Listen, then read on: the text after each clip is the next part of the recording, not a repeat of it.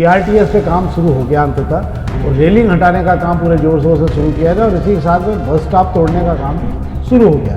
40 नए bus stop बनने हैं वो अलग बात है, पर पहले तो तोड़ने का काम खत्म हो जाए। आई बसों के संचालन की पूरी व्यवस्था चरमरा गई है और उसको लेकर प्री कास्ट डिवाइडर बीच में लगा दी। चिड़ियाघर को विकसित करने को लेकर आज कमिश्नर ने दौरा किया। चिड़ियाघर के सामने का रिवर साइड फ्रंट है, वहाँ पर तमाम गंदगी है, पर वो जगह इलाका अच्छा है, ग्रीनरी बहुत ज़्यादा है, वहाँ पर शांति बहुत ज़्यादा है, तो लगता है कि इसको डेवलप किया जाना चाहिए और कमिश्नर इसका प्रयास नगर निगम कमिश्नर शुरू किया कि चिड़ियाघर के पास से और सामने बालाजी मंदिर के पास से होकर जो कान नदी गुजरती है उसकी हालत इतनी बदतर है कि देख के लगता नहीं है कि वो कान नदी व खान नदी नाला दिखता है।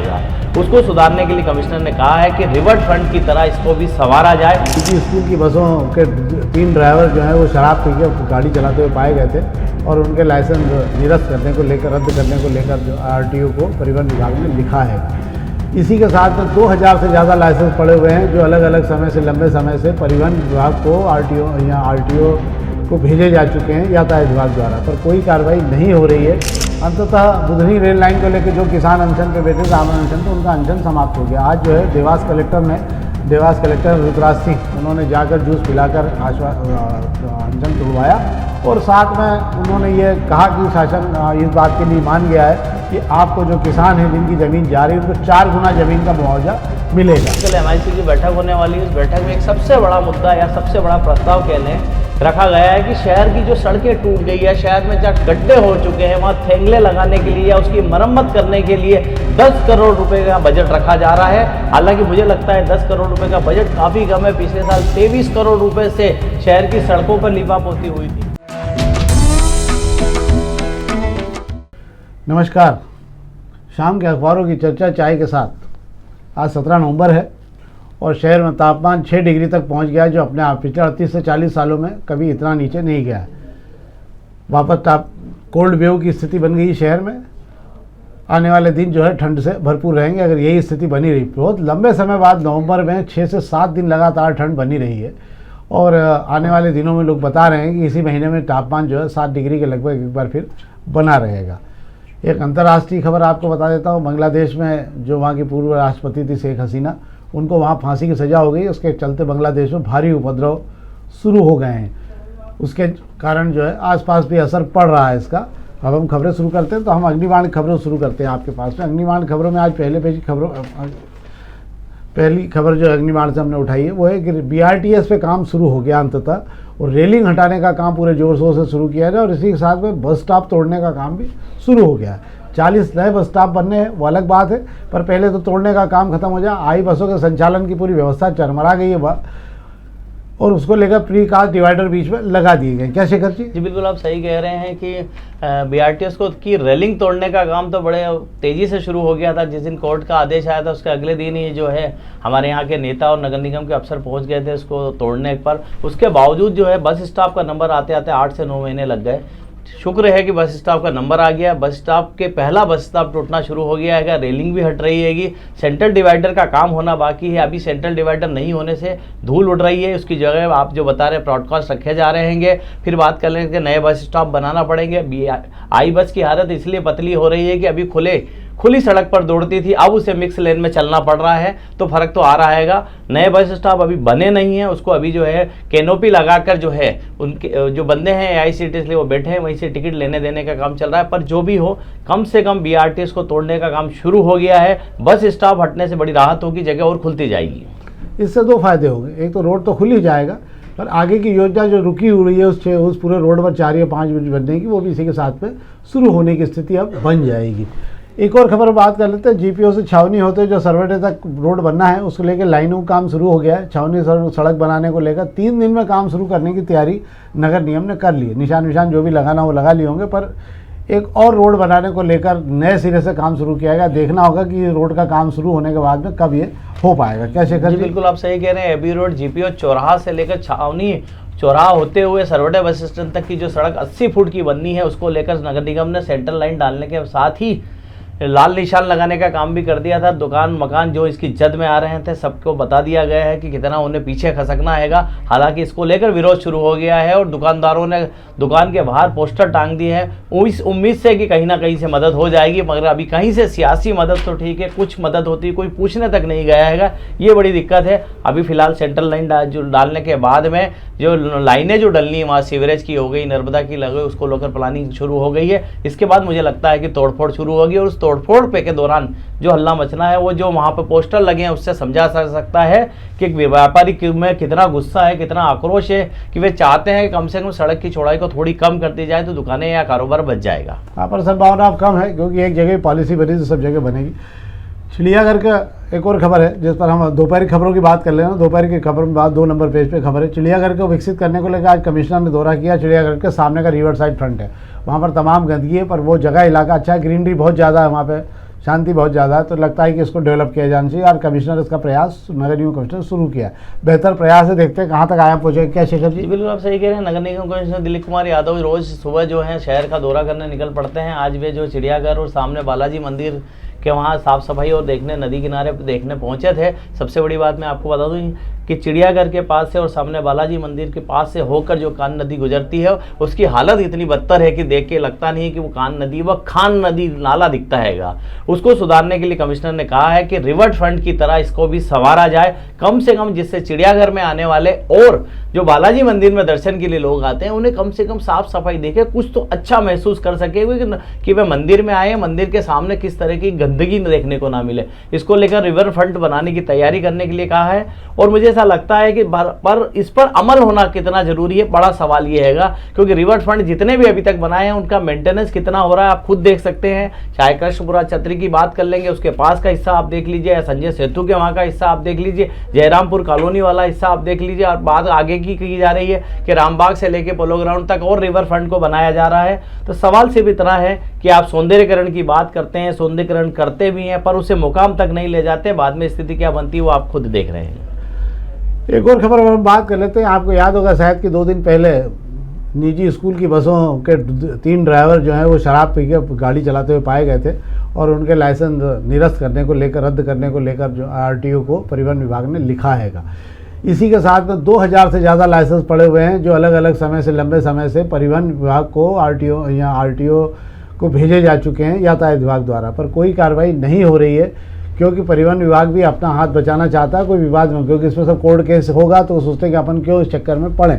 जब तक इस मामले की कोई ठोस कार्रवाई नहीं होगी जब तक कोई डर भी नहीं होगा। क्या शेखर जी? जी बिल्कुल आप सही कह रहे हैं। ट्रैफिक पुलिस और परिवहन विभाग के बीच इस मामले में तालमेल नहीं बैठ पा रहा है। ट्रैफिक पुलिस जो लोग आदतन ट्रैफिक नियमों को तोड़ते आए हैं उनको पकड़ते हैं और इस तरीके से एकड़ी दिखाते हुए भेजते हैं कि अब तो तुम्हारा लाइसेंस रद्द कर दिया जाएगा, पर जो नतीजा हम देखते हैं लंबित हो गए हैं। 2000 चालान जो है अभी तक पेंडिंग पड़े हुए हैं और महज गिनती के उंगलियों पे गिन ली जाए इतने ही चालान को जो है परिवहन विभाग ने रद्द किया है, निरस्त नहीं किया है। रद्द किया है मतलब आप 1 महीने 2 महीने 3 महीने आपका लाइसेंस जो है रद्द कर दिया जाता है। इस दौरान आप जो है बगैर लाइसेंस के नहीं होने से आप गाड़ी नहीं चला सकते हैं। हालांकि इसका असर गाड़ी मालिकों पर कितना पड़ता है ये तो समझा जा सकता है कि शहर में ट्रैफिक पुलिस कितना देखती है, पर फिर भी अभी भी कहा जा सकता है कि जब तक लाइसेंस रद्द नहीं होंगे आदतन जो नियम तोड़ते हैं उनमें सुधार नहीं आएगा। डर नहीं होगा तब तक व्यवस्था में सुधार भी नहीं होगा।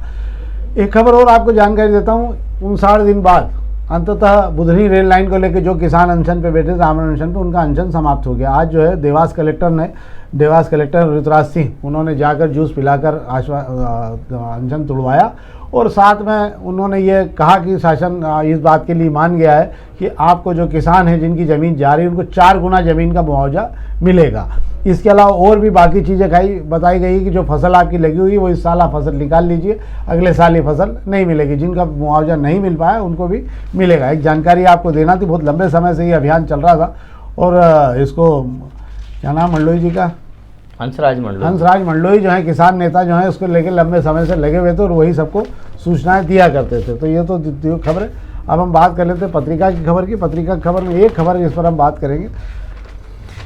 पत्रिका की खबर में कि एक अभी आपने देखा होगा कि हर वार्ड को, हर पार्षद के मतलब पार्षदों को लेकर विधानसभा स्तर पर अलग अलग बैठकें हुई थी। पार्षदों ने अपनी भड़ास निकाली थी और पार्षदों ने कहा था कि हमारे क्षेत्रों में काम नहीं हो रहा है। अब इसके बाद में जोन स्तर पे कार्रवाई शुरू होने वाली है। तो पार्षद आमने सामने होंगे, पार्षद और बीओबीआई जो नगर निगम से बैठ के वहाँ काम कराते थे, क्या है क्या नहीं, इसका लेके पूरा खाका सामने आएगा और कई बहुत सारी स्थितियां सामने निकलेगी, कहाँ क्या गड़बड़ हो रही है। क्या शेखर जी? जी बिल्कुल आप सही कह रहे हैं। पिछले दिनों विधानसभा वार बैठकें कराई थी महापौर पुष्पमित्र भार्गव ने। इस दौरान जो विधानसभा के जो पार्षद है उनका आमना सामना जो सीधे नगर निगम के अफसरों से कराया था, या मैं कह रही हूँ उस वार्ड का जो ताल्लुक जिस जोन से होता है वहाँ उसके अफसरों को सामने बिठाया गया था। इस दौरान खूब आरोप लगे थे। सबसे ज़्यादा जो आरोप बीओबीआई पर लगाए गए थे कि बीओबीआई जो है वार्ड के अंदर जितनी भी इमारतें, बिल्डिंगें या जितनी भी मकान बनते हैं उनके अंदर नोटिस देकर फर्जी वसूली का खेल करते हैं और पार्षदों की सुनते तक नहीं है। पार्षद जहां नोटिस देने का कहते हैं वहां सुनवाई होती नहीं और अफसर जो है वहां नोटिस देकर खेल करके निकल जाते हैं। ये इस तरीके के तमाम आरोप जो बीओबीआई पे लगे थे, उस समय जो हल्ला मचा था वो अब जोन पर भी मचता दिखाई दे रहा है। जोन स्तर पर जोन पर बैठकें होने जा रही है और जोन पर जो बैठक होगी उसके अंदर पार्षदों का सामना उसी जोन के बीओबीआई से होगा। इस दौरान बड़े अफसर नहीं रहेंगे, मैं आपको बता देता हूं, हालांकि महापौर उस दौरान रहेंगे। अब बीओबीआई को पार्षदों के उन सवालों का जवाब देना होगा जिसका हल्ला वे जो है पिछले दिनों विधानसभा की वार बैठकों में लगा चुके हैं। एक खबर और आपकी जानकारी ले देता हूँ, नो डाउट बहुत अच्छी खबर कि एमवाई में एलर्जी क्लिनिक शुरू हो गया। जो एलर्जी क्लिनिक है उससे एक भी पैसा नहीं लगेगा मरीज को और तमाम सुविधाएं मिलेगी, क्योंकि आपको यहाँ अगर मालूम हो शायद तो स्किन एलर्जी सहित तमाम एलर्जी जो है इसमें बहुत पैसा इलाज में जाता है और कोई फ़ायदा लोगों को मिले नहीं मिले, लंबे समय इलाज मिलता है। पर एक अच्छा प्रयास है एमवाई में शुरू किया गया अगर ये एलर्जी क्लिनिक, तो आम लोगों को या गरीब लोगों को इससे बड़ी राहत मिलेगी। अब प्रभात खंड खबर की बात कर लें तो प्रभात खंड की एक खबर पर हम बात करेंगे।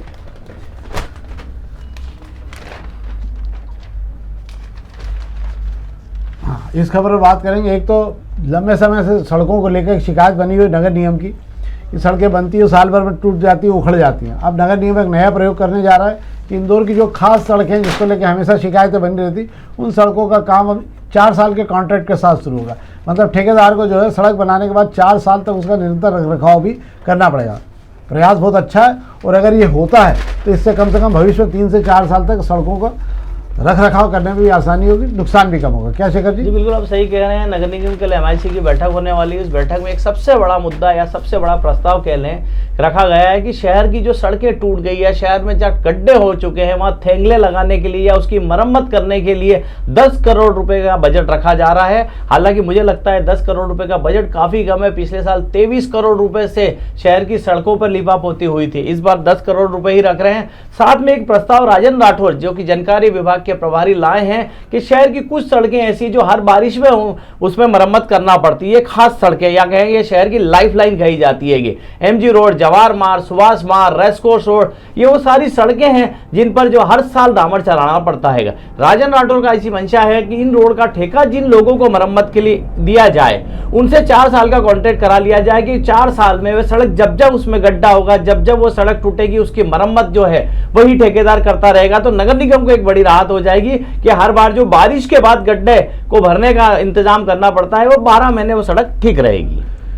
ये थी अखबारी खबरें, शहर की चुनिंदा खबरें जिससे हम आपको जोड़ने की कोशिश करते हैं और वो जानकारियां देते हैं जो आप तक शायद अलग अलग हिस्सों में अगर आपको देखना हो तो आपको नहीं मिलेगी। इसीलिए एक जाजम पर हम ये सारी खबरें आपको बता देते हैं। अब हम एक आज की जो चर्चा है, आपको मालूम होगा SIR के फॉर्म जमा को लेकर घर घर पर बंटना शुरू हो गएंगे और इसी के साथ हम आपको आगाह भी कर देना चाहते हैं कि SIR को लेकर लोग साइबर अपराधी जो हैं वो आपसे इसका वो नंबर मांग रहे हैं, फिर आपसे जानकारी लेने की कोशिश कर रहे हैं। कहीं पर भी फ़ोन पर कोई काम नहीं हो रहा है, इसको लेकर सतर्क रहे, नहीं तो आपका खाता फिर खाली करने के दूसरे रास्ते शुरू हो जाएंगे। पर SIR को लेकर कांग्रेस और भाजपा ने अपनी अपनी कमर कस ली है। दोनों ही लोग जो अपने अपने BLO नियुक्त करके उनके साथ मैदान में उतर रहे हैं, जो हर वार्ड के स्तर पर तैयारी करेंगे और एक एक जगह पर जाकर जांच करेंगे कि कौन सा नाम गलत कटा और कौन सा नाम सही कट रहा है इसको लेकर। क्या शेखर जी? जी बिल्कुल आप सही कह रहे हैं। SIR यानी मतदाता सूची की जो जांच हो रही है, निरीक्षण जो होने जा रहा है, उसके आपको 4 नवंबर से इसका काम शुरू हो गया। BLO ने घर घर फॉर्म पहुंचा दिए हैं। अभी हालांकि बता दूं कि फॉर्म बंटने का ही काम चल रहा है, भरकर लेने का काम जो मुझे लगता है 5 से 7 दिन बाद शुरू होगा। इसको लेकर कांग्रेस और भाजपा ने अपने अपने स्तर पर तैयारी की है। बिहार में कांग्रेस की भले ही भी हार हुई है लेकिन वह SIR को अभी भी छोड़ने को तैयार नहीं है। भारतीय जनता पार्टी बिहार की जीत के बाद SIR में दमदारी से लग गए हैं, पर इस पे वे कितना काम कर रहे हैं इसकी पड़ताल करने के लिए कल प्रदेश संगठन महामंत्री हितानंद शर्मा इंदौर आ रहे हैं। वे दीनदयाल दफ्तर पर भारतीय जनता पार्टी के जितने बीएलए बनाए गए हैं, जो पार्टी के कार्यकर्ता बीएलओ के साथ घर घर घूमकर फॉर्म बंटवा रहे हैं और मतदाता सूची को फॉर्म वापस जमा कराने की तैयारी कर रहे हैं, उन्होंने कितना काम किया है, कितना समझते हैं वे, इसकी क्लास होने वाली है। इसके अंदर सारे जिले के सभी जनप्रतिनिधियों को रहना है। यह इंदौर संभाग की बैठक है। इसके अंदर संभाग में जितना काम हो रहा है सब पर नजर रखी जाएगी। अब बात कर ली जाती है कांग्रेस की। कांग्रेस देर से जागती है पर जाग गई है। 15 दिन गुजर जाने के बाद कांग्रेस से प्रदेश से एक फरमान आता है पीसीसी से कि हर ब्लॉक पर एक एक प्रभारी बना दिया जाए ताकि नीचे बूथ की जो टीम है उसको काम करने में ताकत मिले। कांग्रेस बहुत अच्छे से जानती है कि जब तक बड़े नेताओं को एसआईआर में नहीं लगाएंगे काम नहीं होगा, कार्यकर्ताओं में दिलचस्पी नहीं आएगी। पहली चुनौती कांग्रेस के पास यह थी कि हर बूथ पर बीएलए बनाना। चिंटू चौक से दावा कर रहे हैं हमने बीएलए बना दिया है, हमने उसकी ट्रेनिंग भी करा दी है। हालांकि आपको मैं ये भी बता देता हूं कि पीसीसी से कल ही फरमान आया है कि जिन्हें बीएलए बनाया उनकी ट्रेनिंग कराई जाए। 15 दिन बाद ट्रेनिंग कराने की बात कर रहे हैं, बड़ी दिलचस्प। और मुझे लगता है कि इससे ज्यादा कांग्रेस की क्या भत पीट सकती है हम समझ सकते हैं। खैर ठीक है, देर आए दुरुस्त आए। 15 दिन में ये बात भी याद तो आ गई है कि बीएलओ को ट्रेनिंग देने की जरूरत हैगी।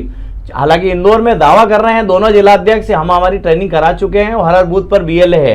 हालांकि ये कांग्रेस ही जानती है कि कितने बूथ पर उनके पास बीएलए हैं, फिर भी काम शुरू हो गया। कांग्रेस और भाजपा दोनों एसआईआर में जमकर लग गई है। ये थी जानकारी जो शहर में, और हमारे भी आपसे आग्रह कि अगर बीएलए आपको आपके यहाँ फॉर्म आ गया तो आपसे भरवा दें और संशोधित करा लें। जो भी लोग हैं या नहीं हैं उनकी पूरी जानकारी एक बार व्यवस्थित तरीके से जानी चाहिए। ये देश से जुड़ा हुआ मामला भी है और इसमें सबको मिलकर इस महायज्ञ में आहुति देना चाहिए। तो ये तो थी हमारी जो चर्चा जिस पर हमने आपसे बात की। हम एक बार फिर आग्रह करेंगे इस कार्यक्रम को अधिक से अधिक लाइक करिए और अधिक से अधिक मित्रों तक पहुँचाइए। बहुत बहुत धन्यवाद।